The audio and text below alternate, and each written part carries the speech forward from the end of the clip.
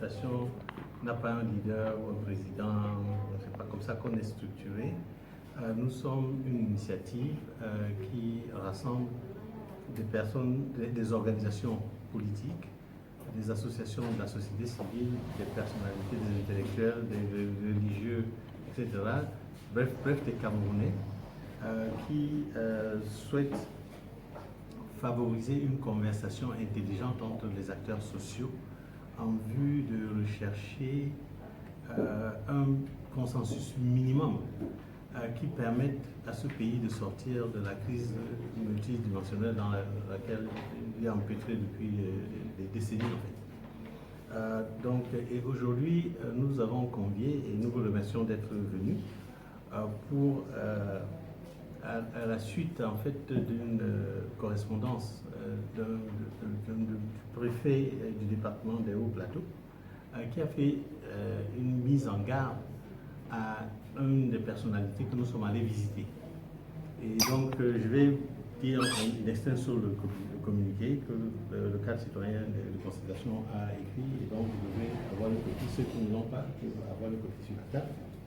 Donc, dans une lettre datée du 24 juillet 2020, le préfet du département des Hauts-Plateaux adresse une mise en garde à Sa Majesté Jean Ramos Soukudjou, qui l'accuse d'avoir organisé, selon ses propres termes, organisé et présidé dans sa chefferie une concertation politique non déclarée le samedi 18 juillet 2020. Donc, le préfet déclare en outre que le chef Soukudjou a mis en péril l'ordre public et la légalité, et que son attitude n'est rien moins qu'une rébellion. Il termine sa missive par une menace à peine voilée: en cas de récidive, je prendrai mes responsabilités. Pendant nous, les participants au cadre citoyen de concertation, ayant en effet rendu visite à Sa Majesté Soukudjou le 18 juillet 2020, tenons à faire donc la mise au point suivante. 1. Le cadre citoyen est une initiative qui vise à favoriser la conversation entre les divers acteurs sociaux et politiques. À ce titre, d'ailleurs, nous avons un document de base qui a été distribué largement le 4 juillet à l'issue de la première réunion de ce cadre. Et à notre demande, nous avons été reçus par Sa Majesté Soukudjou dans son palais le 18 juillet 2020. Notre objectif était de lui présenter notre initiative et de requérir de lui des conseils. C'est quand même un monsieur qui a une histoire très très particulière et qui a certainement des choses à nous apprendre. Et nous avons l'intention d'ailleurs de rencontrer d'autres personnalités de la République. Donc la rencontre était donc celle d'un père âgé de 84 ans qui écoute ses enfants et leur prodigue ses conseils. Elle s'est déroulée dans le calme, dans la convivialité, dans les appartements privés du chef, et s'est terminée autour d'un repas familial. Donc, la loi invoquée par le préfet, la loi 90-054 du 19 décembre 1990, n'exige nullement qu'un père, quel que soit son statut et sa fonction par ailleurs, déclare à l'autorité administrative une rencontre avec ses enfants. Nous condamnons donc le ton arrogant, irrévérencieux utilisé par le préfet pour s'adresser à une autorité traditionnelle respectable et respectée, qui de surcroît est suffisamment âgé pour être son père. Nous pensons que les menaces du préfet visent en réalité à intimider les autres personnalités que nous serons amenés à rencontrer, et nous réaffirmons ici notre détermination à continuer la concertation dans la paix, dans le respect des lois sur l'ensemble du pays. Et nous invitons les Camerounais à se joindre à nous dans cette initiative que nous estimons salutaire dans un pays qui est atomisé et qui est en péril. Je vous remercie donc de votre attention. Que le pouvoir sache que l'expression citoyenne est une expression importante. Que la réunion se soit tenue dans un cadre même privé, dans la résidence d'un chef, et que le préfet menace. Nous sommes en démocratie, il faut le rappeler. Nous nous sommes battus, certains acteurs qui sont ici, pour l'instauration d'une démocratie ferme et définitive. Donc, on n'a pas de leçon à recevoir de la démocratie à des personnes qui se sont levées contre la démocratie. Nous sommes légitimement, comment dire ça, habilités à être une sentinelle forte, une sentinelle inflexible sur la démocratie chez nous. Il y a eu des acteurs politiques, il y a eu des acteurs de la société civile, il y a eu la presse qui a joué aussi un grand rôle dans ce combat pour la démocratie. Nous sommes donc 30 ans, je dis bien 30 ans, après l'abolition du parti unique en 1990. Et 30 ans après, on ne peut pas supporter qu'un préfet décide, menace une autorité traditionnelle et menace des acteurs de la société, des forces vives de notre nation, que ces forces vives-là, qui sont inquiètes sur l'avenir de notre pays, sur une situation de blocage qui pourrait déboucher à tout, y compris à une guerre civile, parce que rien n'est jamais très loin quand il y a des armes, qu'une concertation citoyenne s'engage à vouloir que tout se passe mieux, au mieux dans notre pays, en cas de changement de régime. Je proteste avec énergie. Je proteste avec énergie contre des méthodes comme celle-là. Je l'ai fait quand on a arrêté les acteurs politiques, les ambazoniens, le président Kamto. Je l'ai fait à la télévision et je le répète parce que je suis partie prenante dans cette concertation citoyenne. Et heureusement qu'il y a des personnalités qui pensent qu'il vaut mieux que les choses se passent au mieux, qu'il y ait une entente nationale. Parce que même les acteurs du pouvoir seront bien obligés un jour de mettre le genou à terre pour qu'on cause ensemble. Voilà ce que j'ai.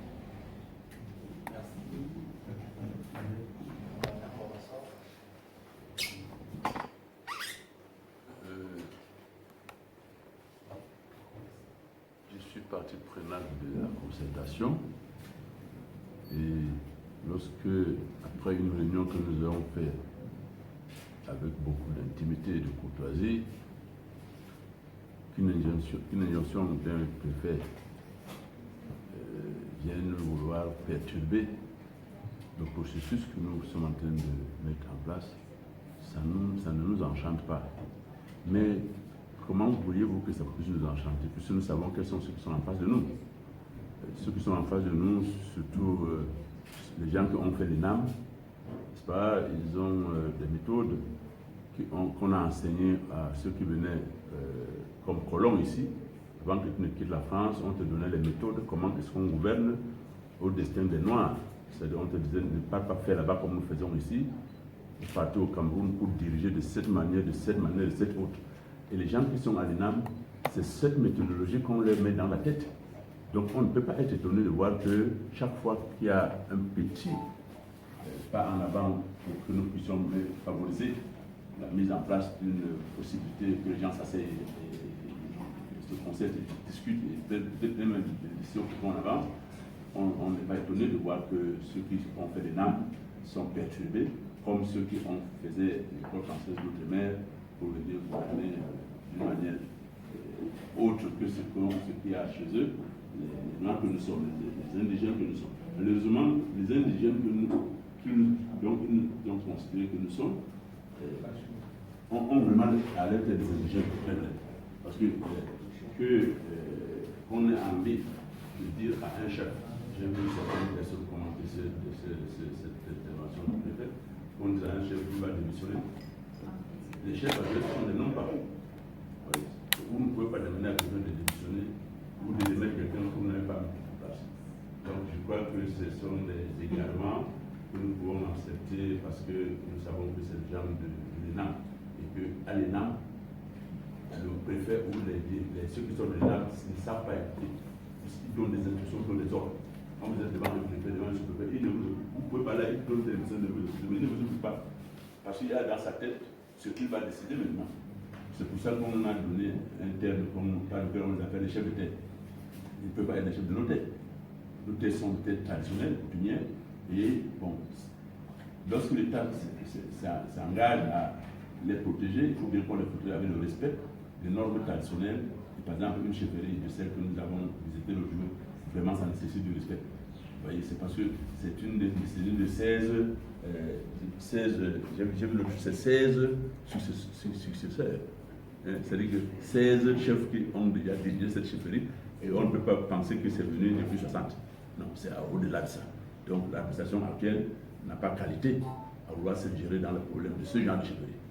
Je sais qu'il y a des chefferies qu'on a mises en place où on nomme les gens. Ils ont un genre de tenue là, le rouge, un genre là. Mais ce ne sont pas ces chefferies qui sont à l'ouest, et je ne voudrais même pas qu'on s'attarde dessus, parce qu'au fait, le chef Sokoudjou, qui est le faux de Bamajou, pour moi, c'est aussi mon faux. Parce que je suis comment est-ce qu'on dit ça? Sokoudiste. Sokoudiste. Moi, je suis sokoudiste. Et je suis fier de le dire. Parce qu'au fait, je suis upéciste. Sokoudjou est upéciste. Même s'il ne peut pas se présenter comme tel parce qu'il est chef, c'est pas bon qu'il ait envie, qu'on ait envie qu'il expose ça, ceux qui ne sont pas. Mais c'est un homme à essence nationaliste. Donc, sur cette base, s'il faudra que nous partions là-bas pour protéger la chefferie, je ne serai pas revenu à partir.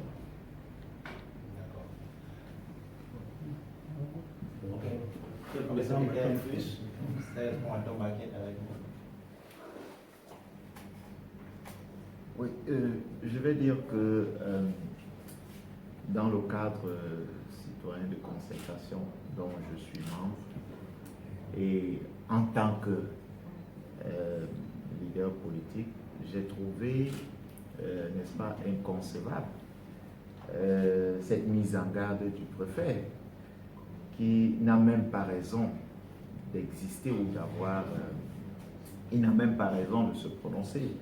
Le chef Sokoudjou, qui est pour moi une bibliothèque de sagesse, va fêter bientôt 70 ans de règne.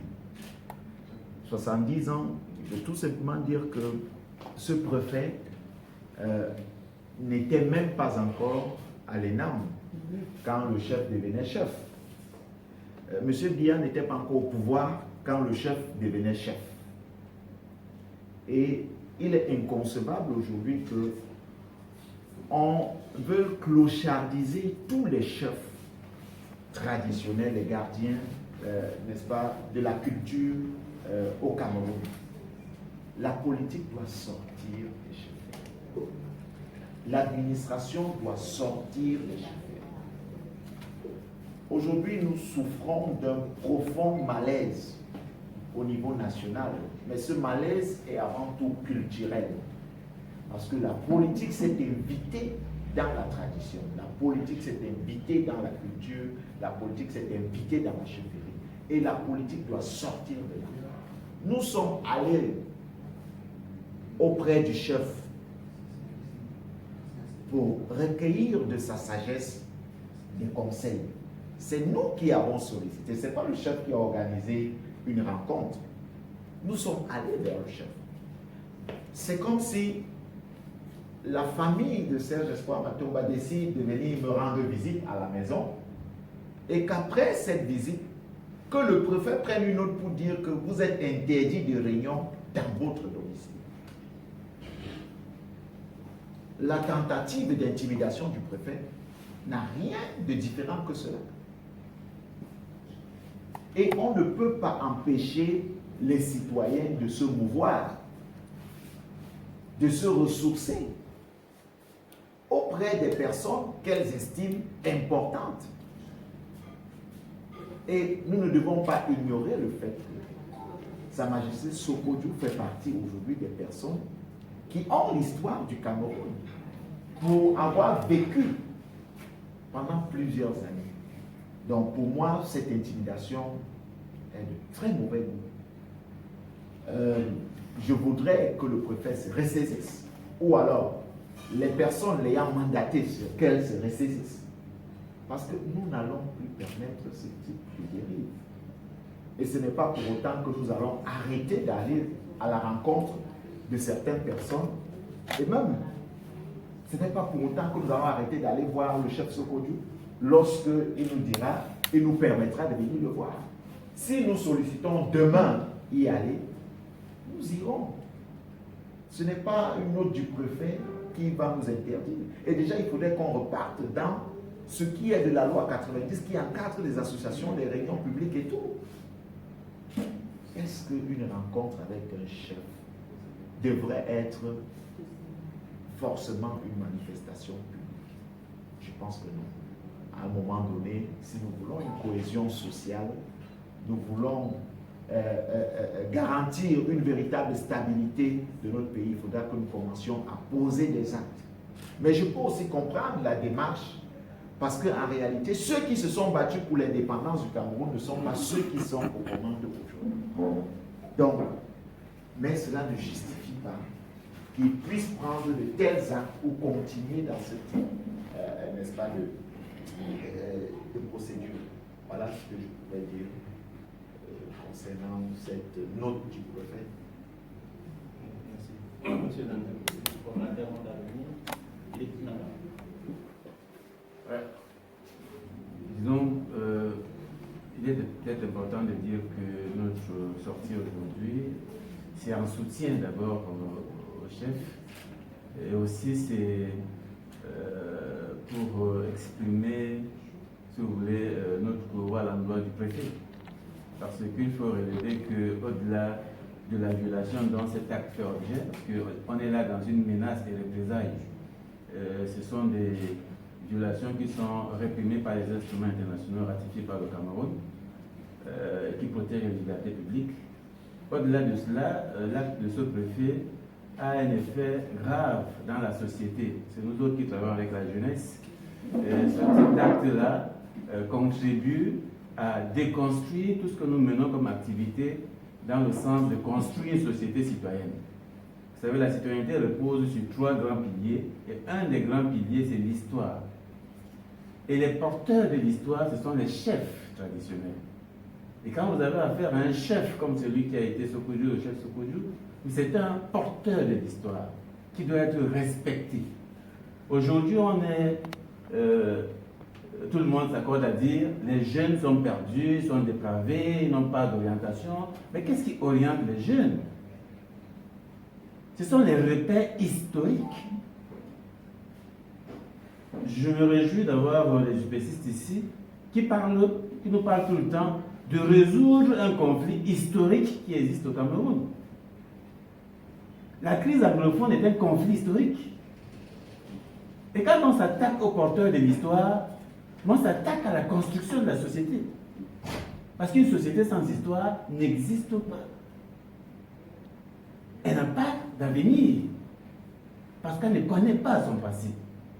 Et donc j'ai trouvé extraordinaire qu'un préfet, qui est comme une haute autorité administrative, on ne va pas dire que c'est un imbécile, c'est un illettré, non, qui sait comment on construit une société, prendre un tel acte qui est totalement en contradiction avec, n'est-ce pas, ce qu'on nous laisse croire que le gouvernement du Cameroun entend construire la démocratie.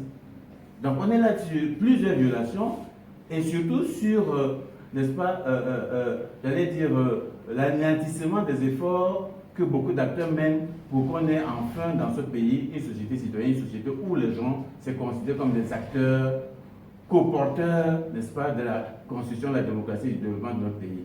Je crois, pour moi, je tiens à révéler ça et qu'on arrête de tirer sur les jeunes alors que c'est nous-mêmes, ce sont nos responsables qui mènent des actes qui, si vous voulez, qui détournent ces jeunes-là, qui les désorientent et qui aujourd'hui tendent à, si vous voulez, anéantir tous les repères qu'on peut encore avoir dans notre pays. Parce que ce chef est un des rares, n'est-ce pas, qui aujourd'hui constitue un repère important de par son âge, et de par son histoire, et de par sa qualité.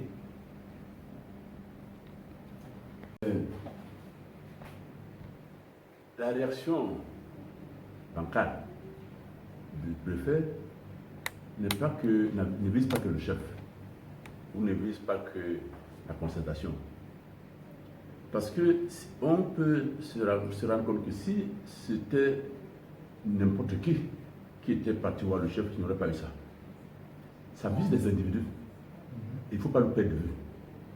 Si on le perd de vue, on risque de ne pas bien gérer le dossier. C'est-à-dire que 1 million de personnes pouvaient aller chez le chef. Si c'était des anodins, on ne ferait jamais rien. Additivement, je voudrais dire que si on demande au chef de demander une autorisation avant de recevoir les gens, il faudrait bien qu'on le demande peut-être au préfet, au président de la République même, que chaque fois qu'il veut recevoir les gens, qu'il y ait une autorisation. Bon, il ne faut pas qu'on dise ça à la chefferie, Bamenjou, ou bien à d'autres chefferies. Parce qu'il y a même des chefferies où, en réalité, on reçoit sur la grande cour, bon, sans qu'on ait envie de dire qu'il faut une autorisation. Donc, je voulais apporter cet élément supplémentaire. 90 sur les espaces ouverts au public. Donc, je souhaitais que le président nous dise sur le déroulement de cette rencontre, qu'est-ce qui s'est passé? Y a-t-il eu trouble à l'ordre public, comme l'indique clairement le président? Est-ce que vous avez marché? Nous sommes entrés dans une salle, nous sommes assis, le chef est entré avec sa suite et nous a demandé, en gros, vous avez demandé à me voir pourquoi. On s'est levé, on a pris la parole, on a dit, chef, nous sommes venus vous présenter notre initiative et recueillir vos conseils. Il nous a donné des conseils qu'on a écoutés soigneusement et on s'est levé et on a un peu répondu à ces conseils. Par la suite, il nous a encore, à la suite de nos paroles, donné d'autres conseils. Et on est allé manger et on s'est séparés. On est allé bien manger. On est allé bien manger. C'était la chefferie.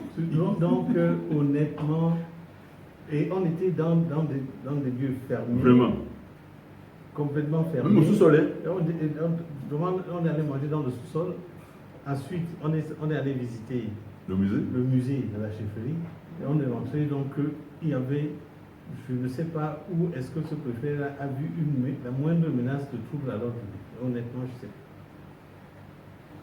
Le village n'est pas sorti pour vous acclamer. Non, pas du tout. C'est le village savait qu'on venait. Le village ne savait pas pourquoi. On avait une liste précise de personnes qui étaient attendues. Donc, ce n'était pas quelque chose d'ouvert au public dans ce sens. Sauf si quand on mangeait, le préfet calculait la nourriture. C'est possible. Mais on a plus la liste quand même. Mais il aurait seulement demandé. Oui, mais vraiment, on a bien mangé. Oh, à la chefferie. Non, la question ne se pose pas. Comme on explique comment ça s'est déroulé, nous avons déjà, dans le cadre de nos activités ordinaires à l'heure des rondes à venir, rendu visite à des chefs traditionnels. Et là pas, ou alors à l'évêque, au cardinal, on le fait. On va souvent en délégation, 15-20 personnes. Tata Henriette qui est ici, on est souvent allé chez elle pour lui rendre une visite. Eh bien, on n'a jamais rien déclaré. C'est une visite, n'est-ce pas, qu'on va vers une personnalité. Ça ne rentre pas dans le cadre de la loi des 90. Pas du tout. On n'a pas prévu ce genre d'activité, de toute façon. On n'a pas prévu ce genre d'activité. Les chefferies sont des lieux touristiques également. Exact. Ce sont des lieux touristiques.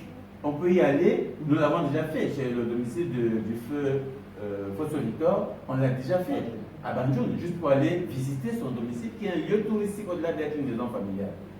Donc je crois que le préfet, il a autre chose dans la tête, ça n'a rien à voir du tout avec une réunion. Donc, il n'y avait pas à déclarer. C'est un peu comme si vous organisez votre anniversaire, vous invitez vos amis, on vous demande de déclarer. C'est quand même une connerie. Je pense que le préfet doit chercher autre chose. Il doit chercher autre chose parce que cette activité ne rentre pas du tout, alors pas du tout, n'est-ce pas, dans le cadre de la loi 90.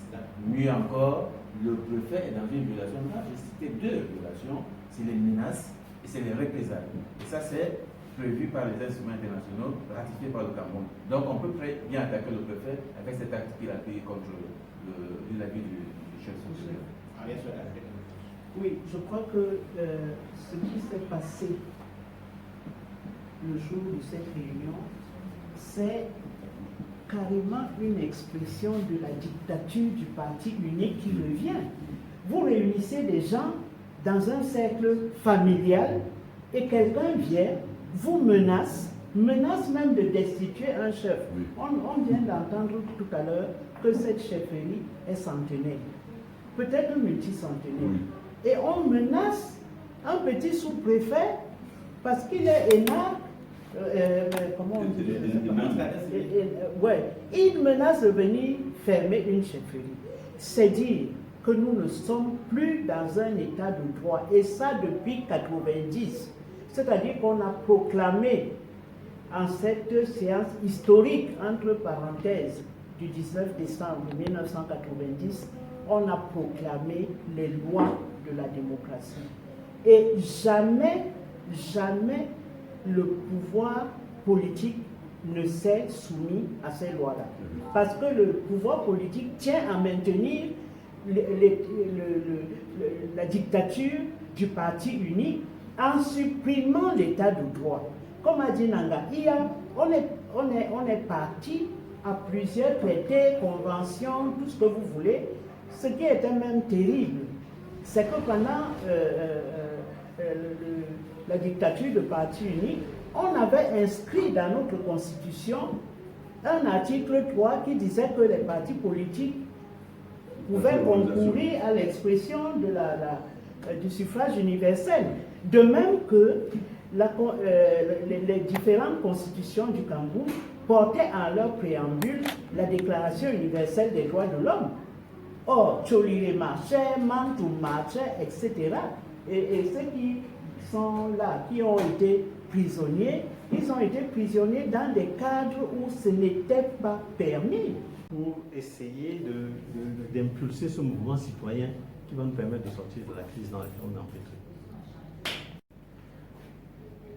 J'allais dire matin, midi et soir. C'est que tant que le contentieux historique n'est pas vidé, nous pouvons faire comme ça 1 million de rencontres en 1 million d'années. Parce que c'est ce contentieux historique qui a créé le vide politique qui a conduit aujourd'hui à 1 million de partis.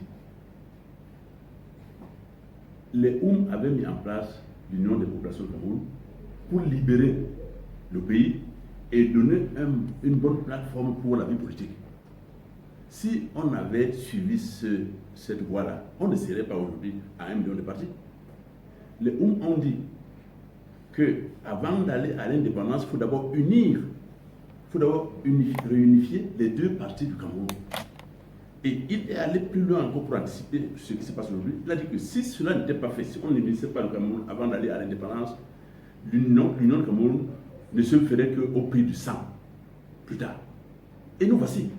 Nous sommes en train de chercher à solutionner ce qui avait été, la solution avait été prévue à l'époque.